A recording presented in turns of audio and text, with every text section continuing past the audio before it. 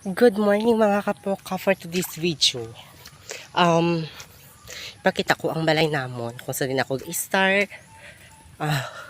Hindi, nakalagay ako mag-start diri sa balay. Pero ipakita ko sa inyo kung ano gid among balay para makita nyo ang estado diri. Lapit na lang ako.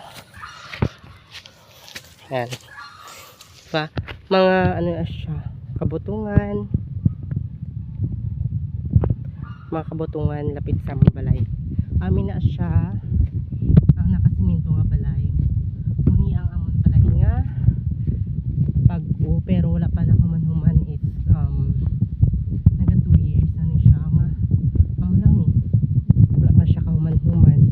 Tapos kasyempre laka lang mag-dinner si Papa sa balay, wala man si Mama diri sa balay, nagapangita obra.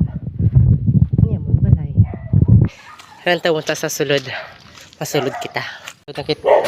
Kaya masulod kita. Open the door. Yan. Munang sulod sa amon balay nga bag-o. Gawlulo kay may damo-damo sa labit. To Christmas tree amon balay. Yan. Ari na ako sa amon balay. Pero wala pa siya human. Amo lang ni. Sige ako suga. O diba? Wala nang suga. Damo siya mga mga bayo.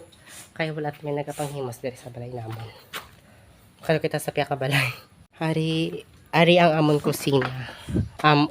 Dati namon ni siya balay nga kusina sa amon balay dati. Ani. Masulod kita. O diba? Pag sulod mo pa lang, yan, okay. Damo ga sa lalabit. Kaya wala abi babae diri. Medyo nga muni amon nga kusina diri gatulog si Papa kag mga manghod ko. Wala sila gatulog dito sa bagong nga balay. Amo ja kapo ang mga kapoka muni amon mga ang mon kusina okay. Tani maintindihan nyo kung ano ang akon nga pangabuhi. Basta taga bukid. Kamo lang makahusga.